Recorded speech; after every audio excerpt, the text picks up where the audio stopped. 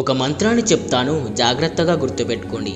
ఈ మంత్రాన్ని సాక్షాత్తు పరమశివుడే వినాయకుడికి రహస్యంగా చెప్పిన నారాయణ మంత్రం. అయితే ఈ మంత్రాన్ని చెప్పే ముందు దాని వెనుకున్న కథ ఏమిటంటే, ఒకానొక సమయంలో దేవతలు మునులు కలిసి ఏ పని చేసినా విఘ్నాలు రాకుండా కొలుచుకోవడానికి ఒక దేవుణ్ణి ప్రసాదించమని వాళ్ళు కోరతారు. అప్పుడు శివుడు వినాయకుడికి, కుమారస్వామికి ఈ ముల్లోకాల్లో ఉన్న 300 కోట్ల పుణ్యనదుల్లో స్నానం చేసి ఎవరైతే ముందుగా తిరిగి వస్తారో వాళ్ళే దీనికి అర్హులు అంటాడు. అప్పుడు వెంటనే కుమారస్వామి బయలుదేరి వెళ్ళిపోతాడు. కానీ వినాయకుడు మాత్రం తల్లిదండ్రుల చుట్టూ ఒక మంత్రాన్ని జపిస్తూ ప్రదక్షిణాలు చేస్తాడు. ముల్లోకాల్లో తిరుగుతున్న కుమారస్వామికి ఏ నది వద్ద చూసిన వినాయకుడే తనకంట ముందుగా కనిపిస్తాడు.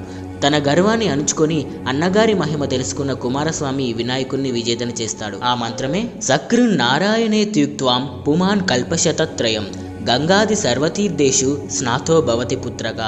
ఈ మంత్రం జపిస్తే ముల్లోకాల్లో ఉన్న 300 కోట్ల పుణ్యనదుల్లో స్నానం చేసినట్టు అవుతుందట. ఈ మంత్రాన్ని